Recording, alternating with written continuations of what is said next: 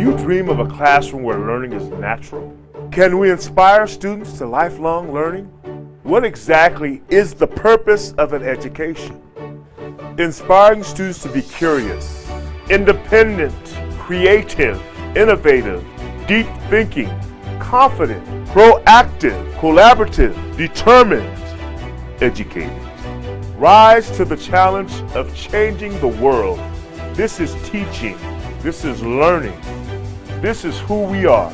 Welcome to the Tabletop Inventing Podcast.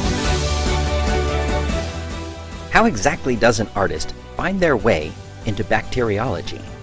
How are gratitude and top-fueled dragsters related? What truly drives us at Tabletop Inventing? What is the difference between useful and meaningful information? Merry Christmas, Innovation Nation! If you celebrate Hanukkah, Kwanzaa, winter solstice, or even Festivus, I sincerely hope that this time of year puts a smile on your face and a spring in your step. I have always loved Christmas since I was a kid. My favorite part of the season, though, actually had more to do with the anticipation and the time off from school. In the weeks leading up to winter break, my teachers always played stories about how Bobby saved all his pennies to get Susie a doll, or how Rachel and Matthew went door to door singing carols and someone found out they weren't going to have a very Merry Christmas and decided to invite them in, calling their whole family in for Christmas dinner as well. It was the stories of people being kind and generous that really fired my imagination. Truthfully, I've always liked this time of year because I have hoped that we might actually be more kind and caring and giving as a result of this season. Looking out at the culture, I'm not sure whether this is true or not, but I'm still rooting for the kind people like my friend Patrick. He and his family get together with a local peace officer on Christmas morning, and they take gifts to families the officer knows are not destined for a very Merry Christmas. I rode along with them for the last couple of years, and it is absolutely my favorite part of the season. A couple of years ago, I also had an opportunity to drive down to Tijuana, Mexico, between Christmas and New Year's with my friend Darren. We loaded up his car with all the gifts we could fit into his boat, car, sorry Darren. Many of his friends had helped to buy and wrap gifts for the kids at a little church just east of Tijuana. It was a transformative experience with jarring juxtapositions. On the one hand, all the kids had a blast getting new toys and having cookies and candy and goodies from Darren's friends. Yet, on the other hand, we visited the home of some of Darren's good friends there, and standing in their living room, I realized that their whole house might actually fit in my living room, dining room, kitchen area. I don't think of myself as rich, but I have been told that just living in America makes us one of the richest people on the planet, in the top 5% actually. So just by living 3 hours further north of Darren's friends in Mexico, I am one of the richest people on the planet, even if I only made $20,000 a year, which is on the borderline for poverty wages in America. Last week, we talked about the Tabletop Inventing core value, learning how to learn. This week, I want to take a deeper dive on our core mission, because it just seems like the right time of year to bring it up. On our website, we say our mission is to inspire a new generation to create, innovate, and change the world. To us, those are not just words on a page. At Tabletop Inventing, we take that mandate very seriously. The single greatest untapped resource on the planet is our children. Kids have the ability to look past the things that normally divide us, to see things in a new light. They don't really care as much about our societal conventions. They just see things we don't. Yet in school, we treat these powerful little innovators as if they don't understand as much as we do about the world, because the world is a dangerous place. You might get hurt out there. Take care of yourself. No one else will. Take your share first, or there might not be any left. People are just really bad at the core. And a host of other negative messages. Well, I'm not a theologian or a psychologist, so I'm not really qualified to say whether any of that is true or not. However, I know without a doubt that the thoughts in our mind control the actions we live out. And I believe the only hope for the future is to educate youth to think differently. Every child has the possibility of having deep insights into the universe.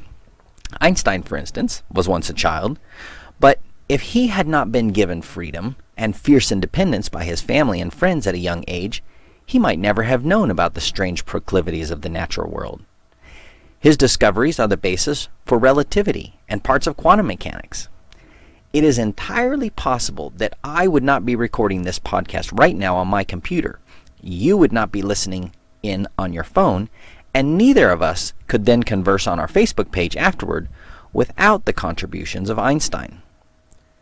Or was it his parents' influence? Or perhaps his personal instructors? Or maybe the people who influenced them? Truthfully, we can't divine out other alternative timelines in the universe yet, but we do know that people in Einstein's life, in our timeline, chose to encourage his creativity and independent thought. Later in life, he said, "A society's competitive advantage will come not from how well its schools teach the multiplication and periodic tables, but from how well they stimulate the imagination and creativity." The greatest discoveries of the 20th century were made possible because someone encouraged imagination and creativity in a 12-year-old. This is precisely why we do what we do the way we do it at Tabletop Inventing. Our mission is not to stuff more knowledge into the mind or to better standardize learning. Quite the opposite. We believe the key to radical, vibrant, world-changing behavior in the next generation will spring fresh from the minds of creative, innovative youth encouraged to imagine and build. Our mission is possible because every single child is different. There are no two humans alike. The laws of DNA combinatorics and statistical probability practically eliminate the thought.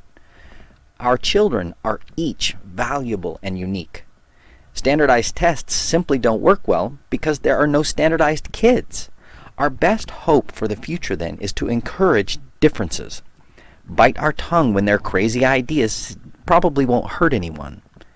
Put some of the unknown back into learning. Foster wonder and excitement. Bring art back into the classroom. And a host of other activities to encourage creativity, curiosity, and innovation. Hard work and discipline are often necessary parts of innovation. But discipline is not simply doing the same thing over and over in a standardized method. Discipline is doing what is hard whether you like it or not because it will bring a reward later. I'm not going to jump into the discipline conversation today, but discipline and creativity go hand in hand on the way to innovation. We absolutely, positively must rethink education. We've got to stop trying to get standardized results. There is no such thing as standardized when it comes to biology. Statistically, it is an impossibility. Unfortunately, I can't talk about the complexities of the microbiome today either, even though it is mentioned in the interview with Liz Heinecke. I'll link a video though, just to whet your appetite. Back to the point. We must accept that biology, psychology, and human problem solving are unique endeavors requiring creativity, curiosity, and uniqueness embedded in every human being. The Tabletop Inventing mission, then, is to inspire a new generation to create, innovate, and change the world. It's a compass we use to remind us that every single student is unique and valuable. These students, properly encouraged and inspired, will be able to explore and change their world and perhaps even their solar system or galaxy. I'm with Elon Musk on this one. We need to look up and out. There's a universe out there waiting to be explored by curious, creative, innovative world changers. Here today to talk about science, curiosity, and creativity is our guest, Liz Heinecke, the kitchen pantry scientist. Liz took a non-traditional approach to science. She started off as an art major with a biology minor, and then got a job working in a lab, and over the course of about 10 years, she describes this experience of falling in love with science. And along the way, she got a master's in bacteriology from UW-Madison. And not too long ago, she decided to become a stay-at-home mom, but she could not resist the beauty and fun of science. So Liz, tell us a little more about yourself. Well, I was pretty lucky as a kid because my dad is a physicist, so he never traditionally taught us science, but I grew up, collecting rocks, and if I was interested in insects, he'd help me put together an insect collection. So I've always had science in my life, whether it's traditional or untraditional, and I hope that continues. So tell us a little bit about bacteriology for our listeners. What does the bacteriology involve? Well, it involves the study of microbes that are single-cell organisms, bacteria. When I got my degree, I was actually working in a medical microbiology lab, and I was actually studying a fungi called Histoplasma capsulatum. That's an AIDS pathogen. I never took microbiology in college, but what I discovered when I started doing hands-on microbiology in a lab is that it's a fascinating story. It's this medical microbiology is this constant battle between microbes or cooperation and our bodies. And I was very fascinated with the way that researchers try to find new tools in the arsenal of human cells and weapons that bacteria and other microbes use to fight our bodies so they can look for targets for drugs and immunization. I don't know that I had a deep appreciation for microbiology and the complexity that exists in microbiology until very recently. I read a little book by a guy by the name of Bill Costerton called the Biofilm Primer. Have you read anything about biofilm? Has that evolved a little bit since you were in the field? Oh, it's evolved a lot since I was in the field, 14 years ago. But yeah, I know a little about biofilms. They're fascinating. Bacterial communication and cooperation. It's very cool stuff. Yeah, one of the things that I guess I wasn't aware of, and as a physicist, this really appeals to me, this idea that you might have a colony of bacteria and you might have these little nanowires that run through the colony, and the wires can be hundreds of bacterial widths long. So if you stuck bacteria, 100 of them, end to end, these wires might be very, very long. And they use these wires, it looks like, to communicate back and forth like a telecom system. And that sounds a lot more complex to me than what I was, taught as a kid growing up, simple single-celled organisms. Oh, yeah. I mean, and I was fascinated. Sometime go online and look at how some bacteria propel themselves using flagella. It's basically a little motor that's run by electrons that turns this long whip-like structure that move bacteria. I mean, it's amazing. It almost looks like something you would expect to see on a robot. Yeah, I saw a video not too long ago. I think it was from Harvard, and they were describing some of the cellular functions. And as a physicist, having worked for the Navy a little bit, working with the engineers for a while, I'm looking at this portrayal of what's happening inside of a cell. And about halfway through, this realization just gripped me that I was looking at a nano factory. Like it's not just, goo, floating around inside of, some sort of a jelly wall. It's actually a highly complex chain of events that's, moving proteins from point A to point B, or grabbing some DNA and, moving it from, using it to replicate some new structure that they need. The only word I can use is it freaked me out, I guess, as a physicist. I couldn't possibly begin to try to understand what's inside of these cells. I mean, it is so complex. I think when I graduated, my bachelor's in physics, I just had this misconception about biology. And now, like I said earlier, I have this deep appreciation, particularly for biologists that deeply understand their particular area and what's going on, because there is such complexity in, I hate to say even in microbiology, because microbiology is one of these things that, just has grown over the past 20 years to this. There's a huge wealth of knowledge in the field now about, these things that we used to think were simple, single-celled organisms that now, what is that I read in Bill Costerton's book? If you culture a bacteria in a petri dish, they'll jettison like 70% of their DNA because they don't need it. Oh, really? I didn't know that. I'm going to have to read his book. Well, and so the only way to really know what's going on in the real world is to study biofilms in situ. You can't actually pull them out and culture them and expect to know really what's going on inside the colonies. Oh, that's absolutely true. Yeah. And he's just, I mean, just his book is fascinating. So if you haven't read it, you'll get more out of it than I did, because you're a bacteriologist. I probably missed about half of what was there, but the little bit that I did get was completely fascinating. I loved the whole thing. Yeah, well, and I'm especially fascinated right now with the microbiome and how they're discovering more and more about the relationship between the microbes in our bodies and the way we function and human health. I think it's just, the field is just exploding, and I can't wait to keep seeing what they find. So exciting. Well, I think it's excellent that you're taking this enthusiasm and using it in this new book that you have, and doing kitchen pantry science. Did I have that right with your kids? Yeah, that's right. I think that's excellent. Tell us a little bit about that.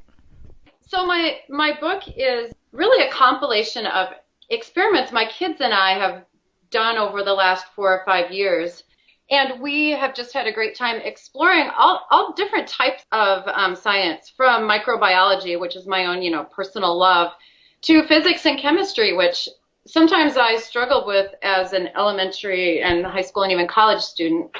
And it's been great for me to sort of repeat some of those experiments, and it's been exciting for my kids. And I've been so impressed with, and I talk about this in the book, just the creativity that kids have. I've taken a lot of traditional experiments and sort of tailored them to make them, the idea behind my book is to do science at home, use things you have around the house. You don't have to go out and buy a bunch of stuff. You don't need a kit to do science. It's to go to your kitchen table, take an experiment, and try to make it work using what you have around. So I've been amazed with my kids' creativity. We've made up some entirely new experiments, and sometimes I'll have the idea, but then my kids will make the idea better. They'll think of some other thing we really could cool. try. For example, I wanted to do a diffusion experiment with gelatin and food coloring. So I had this kind of fun experiment that we did where you made a thin layer of gelatin in a, cookie sheet or whatever. I love it. You poke holes in it with a straw, you drip food coloring in it, and it's a nice experiment because it's colorful, and kids can actually watch the food coloring diffuse. They can say, do the different colors diffuse at the same rate? They can put a pan in the fridge and say, does that slow it down or speed it up? But my daughter had the great idea to get a cookie cutter and cut shapes. Once it had diffused, it looked so pretty. She said, what if we cut shapes out? And then she stuck one up on the window. And that was so great because then it became an evaporation experiment. An art project for kids now. But then the gelatin eventually dries up. It gets thin, it peels off, and it drops off the window, and it looks like Shrinky Dinks. So it's just so cool on so many different levels. Yeah, then we absolutely did that. Then you see what happens when you put them in water and they rehydrate. So it's all different kinds of science that you're exploring, but it's also creative. So you took gelatin. Yes. And you put food coloring in it, and you observed diffusion. Then Yes. you cut that out with a cookie cutter and stuck it on a window and observed evaporation. Yes. And then they eventually come off the window. Maybe even you can think about adhesion, perhaps. And, yeah. And then you can rehydrate them and look at other. That's fabulous. I love it. Kids have different learning styles, and some kids love the colorful aspect of things. Other kids love the tactile element, and this has it all. It has color.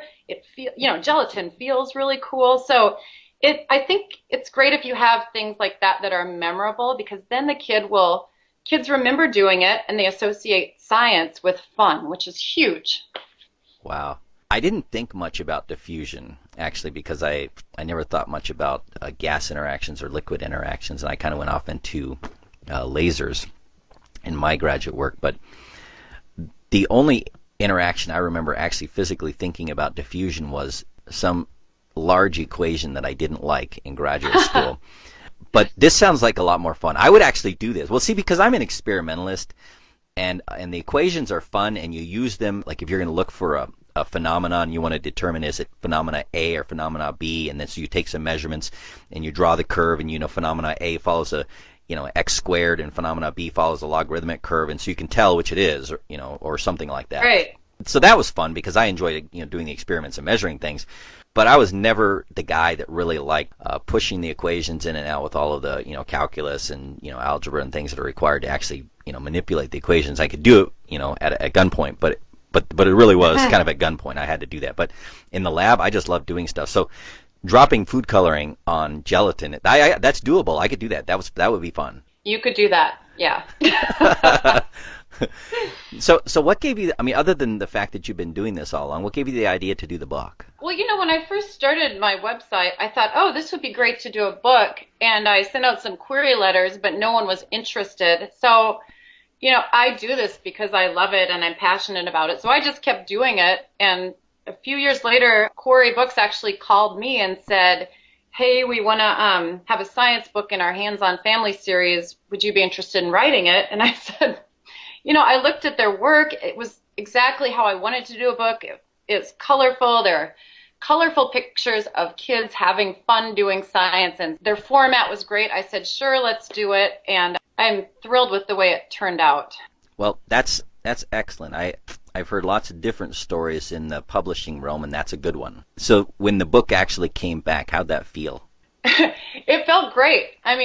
The whole process, the writing and photographing all the experiments went pretty quickly. And then you just kind of wait and wait and wait. And then when it comes back, it's a fantastic feeling to see. For me, it was sort of the culmination of several years of work that I had already been doing. And the kids in it are mostly my kids' friends and my friends' kids and neighbor kids. And so it's great for me, too. It's almost like a yearbook of, all these fantastic kids that I get to hang out with all the time. So what did the kids think about seeing themselves in a book? Oh, they liked it. They thought it was cool. I had them all autograph their pictures in my book. And That's cool. Kind of like a yearbook. That's awesome. Yeah. And I think it's, it's memorable for them. They'll be able to say I was in a science book. And they love doing the experiments when we were photographing the book. I think anything that gives kids a positive association with doing science is great. So I'm going to shift gears now. We always do this somewhere in here, and it is not a big shift today because we're already talking about kids and education and science. We can go out now and look things up on Wikipedia. I'll be honest. I'm a physicist, and I look things up on Wikipedia all the time. I go and I Google things. And you can just find out things that you couldn't have known without going to the library and doing a significant amount of research. It's possible to give us a false sense of how much we actually know, having that much knowledge at our fingertips. In that environment, what does it mean to have an education? What does it mean to be educated? That's a good question. I think what it means to be educated means to have had, information like the kind you can find on the internet, but to have combined it with hands-on experiences that are relevant to you or your family or the world you live in, and being able to remember that information, to interpret it, and to use it in order to, make good decisions about your life. I think that's why information in itself is useful, but it may not be meaningful. So if you look up the word, we talked about diffusion. If you look up the word diffusion, you may see a brief explanation and perhaps an equation that you don't want to deal with.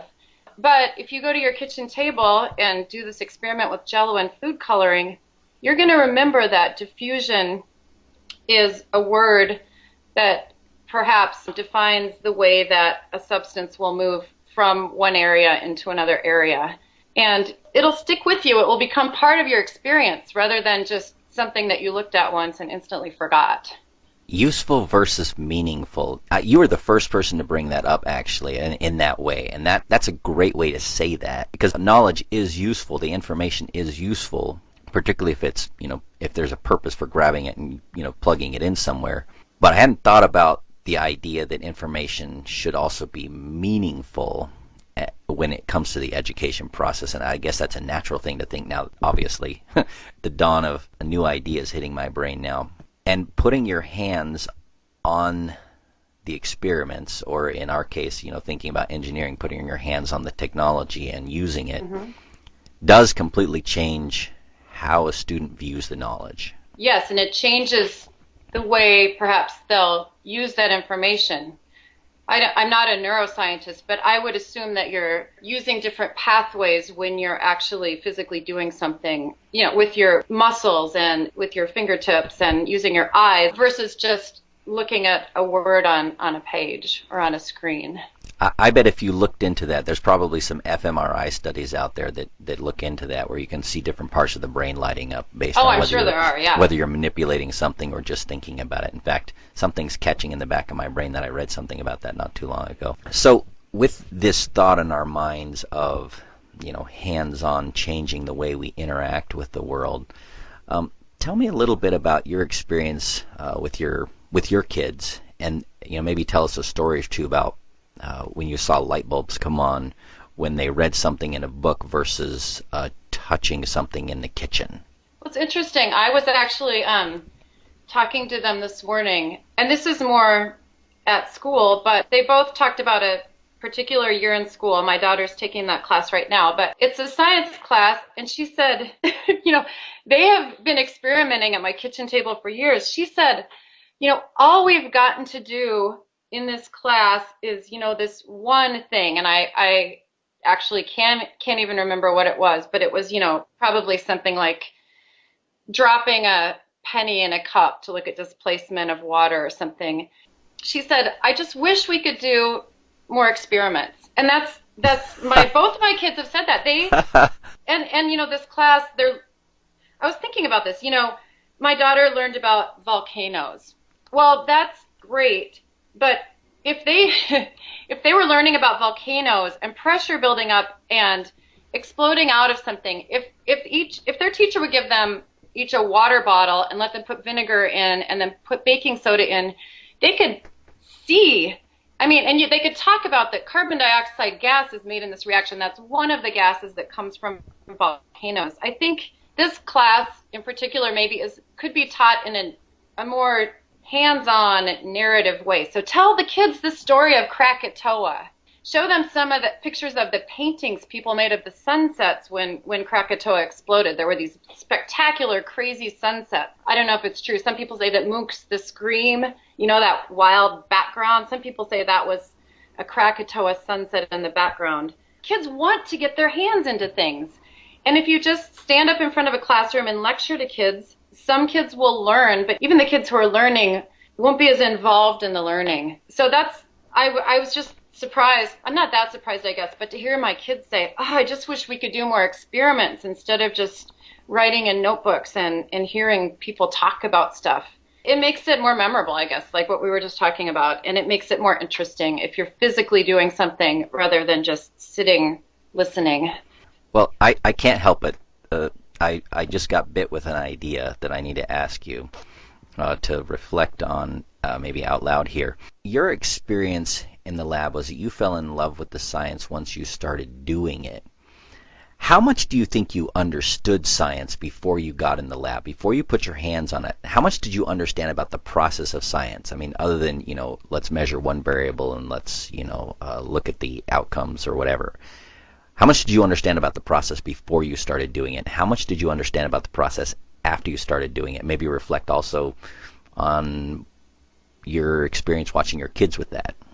Yeah, despite the fact that I had taken so many science classes, it really wasn't until I got into the lab and got my hands into the experiments and started keeping a notebook that was day-to-day notebook, keeping track of what we were doing and what we were changing. I didn't really understand what scientists do on a day-to-day basis.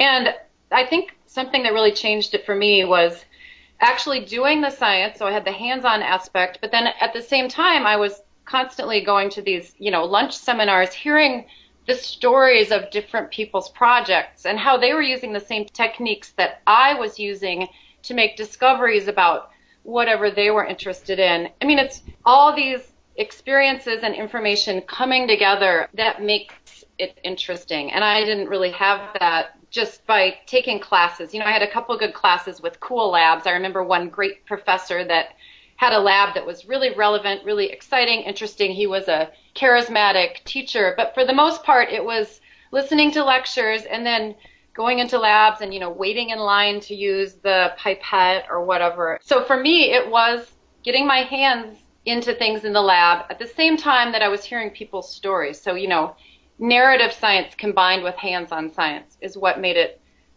really fascinating for me. And my kids too. I mean, when we're doing science at the kitchen table or when I go out to work with Girl Scout troops or school groups, they love when I say, this is baking soda. Does anyone know what we use this for? Oh, we use it to bake cookies. And then I tell them, the scientific name for it. I say, this is vinegar. Does it taste sweet or sour? Oh, it tastes sour. Pickles. And, it's acetic acid. And suddenly something that's sciencey becomes part of real life, something that they see every day or something that they use when they're baking cookies. And I think that relevance makes it more interesting for them and more memorable. And I think that it helps, like I said, everything I do is to try to get kids engaged and excited about science through hands-on stuff and through one thing I love about doing science at home, but teachers obviously can do this at school too, is giving kids freedom to experiment. So if we're done with the experiment and there's some leftover baking soda and vinegar, I'll let them go ahead and mix it together because they want to say, well, what if I pour this back into here? Say, sure, do it. Giving kids the freedom to come up with new ideas and try stuff makes it more interesting and relevant. And I think ultimately when I was working in a lab and doing research, that's what I was doing. I was saying, well, this protocol isn't working very well. What could we change to make it work better? And you try something. So sorry, I'm blathering on, but no, actually, that brings up a really important point that we should highlight here because I had a similar experience. I mean, I actually never thought much about baking soda and vinegar until very recently, actually. I mean, I kind of know you put them together and you get carbon dioxide gas out. But recently I was thinking about mixing them and trying to see how much do I need of each to get kind of the maximum amount of pressure buildup inside of a water bottle. Never mind why I'm doing this. Because there's always a crazy story behind it. And so I tried putting a little bit of baking soda and a lot of vinegar, and I tried putting a little bit of vinegar and a lot of baking soda, or maybe I just said that twice the same way. Anyway, I varied the ratios to see which way it was, and found out that the excess is typically in the vinegar. Whatever active ingredient is there in the vinegar gets used up faster than what the baking soda does. Huh. And I found out that if you fill a bottle most of the way with vinegar and put a little bit of baking soda, you'd get much more out than if you do it the other way around. Yep. So you're doing kitchen table science. Yeah, pretty much. I mean, I happen needed to know this for something a little idea I had. But yep. What occurs to me, thinking, hearing, you tell this story and me thinking through this thing that happened to me recently, and then thinking back about my experience because I had a similar experience. I mean, I went through a whole undergraduate program. And I can't tell you that I understood much about physics until I got into the lab in graduate school, which is kind of sad that I could get that far in and not know what physics is. But I don't think I really understood what physics was. Like, what is physics about? Yeah. Until I got into the lab and realized, I'm not trying to get the exact answer. I'm trying to get a good enough answer. And that's what physicists do. We try to get a good enough answer because we're so far out in the front of science. Our job is to search the frontiers. We're trying to find out what is the very hairy edge of what we can know about something, and we just don't have enough information to know everything. So we try to make these approximations to get a good enough answer, and we excel at that. We love to do that, and I guess I didn't really deeply connect with that until graduate school. And so looking back at this, the natural thing for me to ask in my head is, why couldn't a third grader or fourth grader know this? Just by working with their hands, what is it about? What is science? Well, science is, trying things kind of one at a time and trying to determine. I did this one thing and this other thing happened. Is trying to determine a relationship between some sort of cause and effect. But we never say that. And for some reason, we have to wait until much, much later to realize that. But we could learn that early. Absolutely. I just know the curriculum from what my kids have done. But I think that we tend to oversimplify science for kids. I think they're capable of learning and understanding much more than we think they can. And I think that you can expose them to fairly complex ideas. And even if they can't explain to you the specifics or the details about something, they'll get a general idea about the concept, and that may lead them later in life to go back and explore it. So have you read The Invention of Air by Steve? It's about Joseph Priestley. No, I should probably read that. It sounds interesting.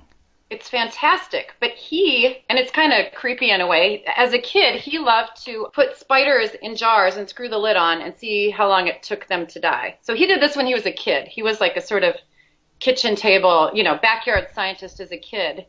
As an adult, this idea never left his mind, and he started doing more stuff with, mice, actually, which is kind of creepy, but he was the first person credited with isolating oxygen.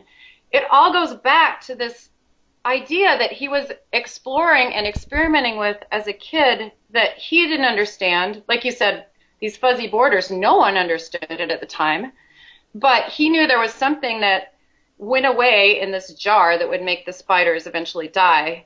And as an adult, it never left him. I'm fascinated by the idea that these explorations we make as children, whether we understand them or not, can go on to spur us to great ideas.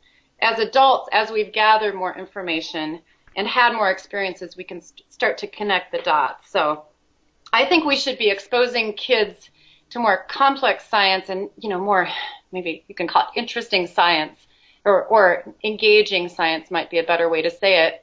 But, in preschool and grade school, you can have them playing with pigments and say, pigments are molecules that give things color.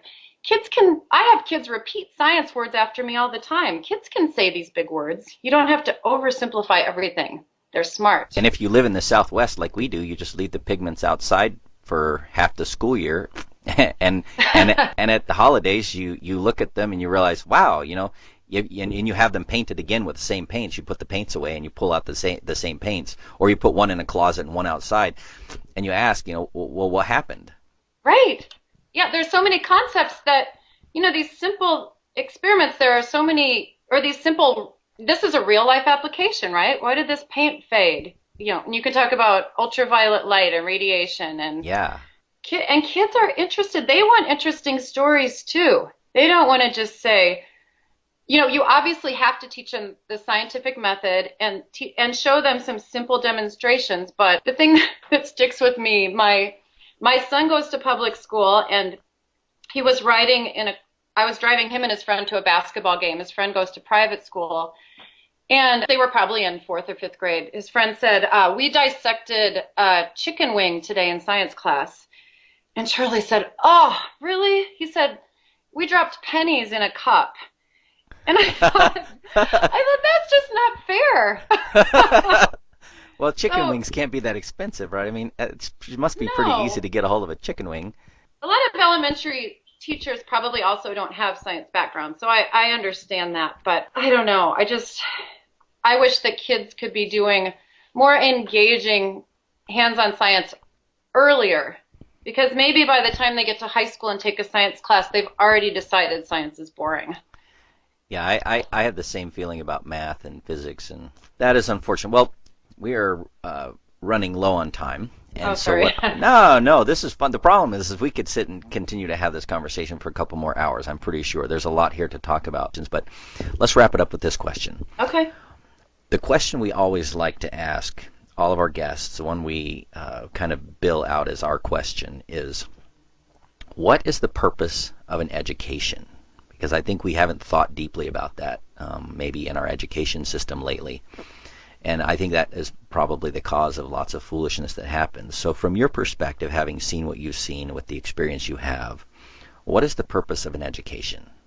So in my opinion, the purpose of an education is sort of to expose us to and help us understand the natural world, but also the human experience, through history and art and music. And hopefully what we glean from our education will help us be productive, happy people and citizens of the world, and help us make good decisions. I think that's a really hard question, because I think it's sort of intangible, but I would hope people come away from an education with wisdom.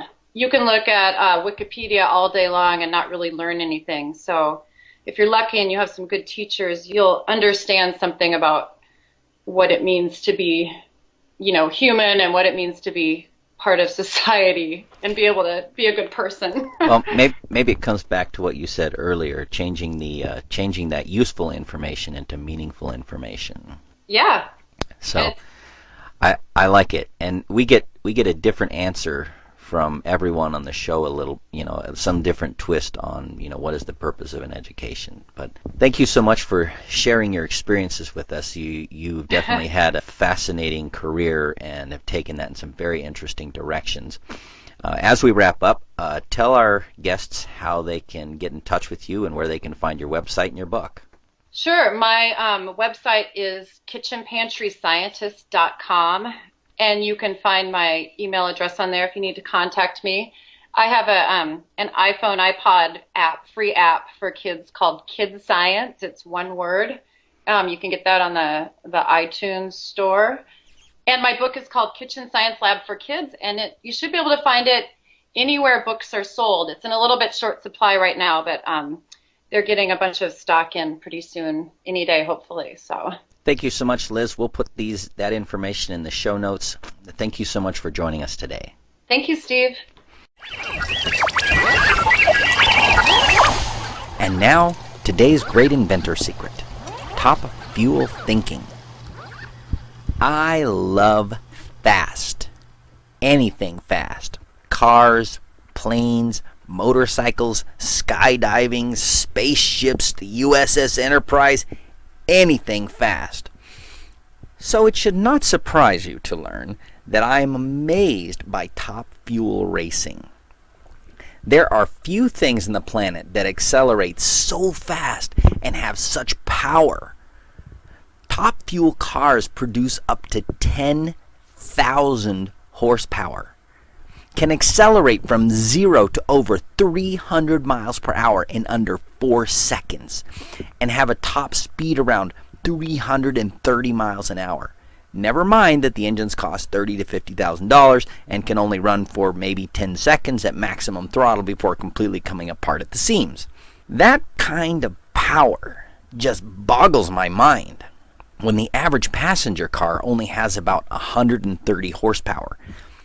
That means a top fuel car has the power of about 80 normal passenger sedans.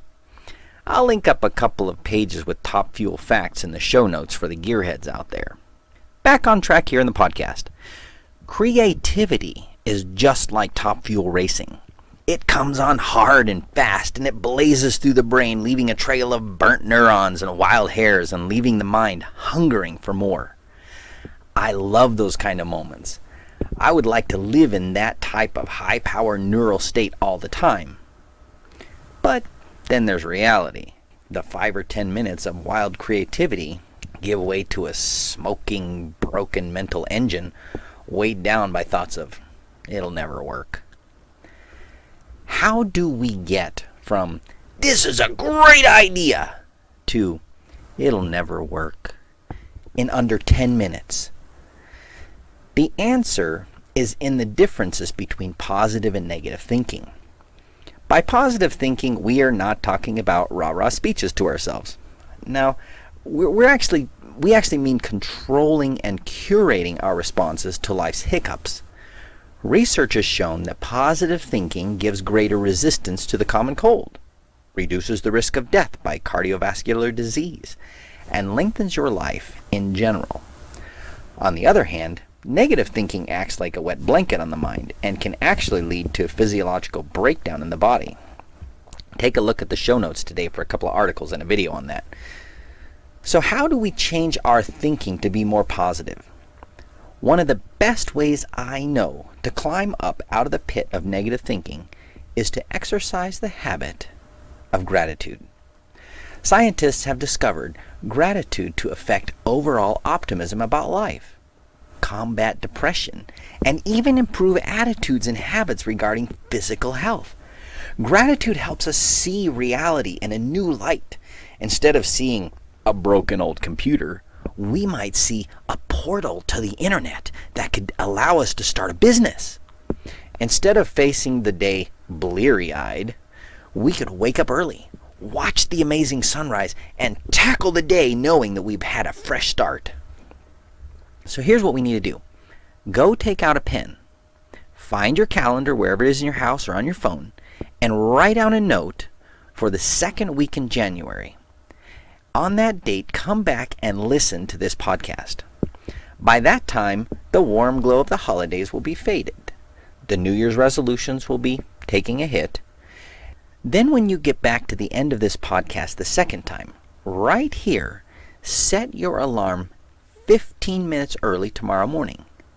Go find a notebook, label it Gratitude Journal, and put it by your alarm clock with a pen. Then, the next morning, wake up, drag your unwilling carcass out of bed, grab that new journal, and head for the living room. Turn on a single lamp, and in the soft glow of a new day, write down the date and 3 things for which you feel gratitude. Take a moment to describe why you are grateful for those 3 things, and put the journal back by the alarm clock, set 15 minutes early for the following day. Do this every day for 6 weeks. You will begin to find that this simple habit will blossom out into warmer thinking during the day. Those who live with you will begin to see subtle differences. You'll probably find that the other commuters on their way to work will be less annoying. You will find that your home will be transformed into a lovely little piece of heaven. Even though nothing at all has physically changed other than the neurons in your brain. This little habit of gratitude will supercharge your day just like those top-fueled drag racing cars. You'll go rocketing into your day with a smile and much more creativity. Gratitude lifts the mind out of its dark, bored, uncreative rut into a life of wonder, excitement, and possibility. Have you been enjoying the Tabletop Inventing podcast? Have comments or questions you'd like us to address? Contact us, and we'll think through the comments and answer your questions here in the podcast. And be sure to let us know if you'd like a shout-out or to remain anonymous. You can share your comments and questions at www.ttinvent.com/podcast or by emailing us at podcast@ttinvent.com. Let's discuss your thoughts and questions. Join us again next time when we will again seek to answer the question, what is the purpose of an education? And as educators, how do we awaken the inventor in each of our students?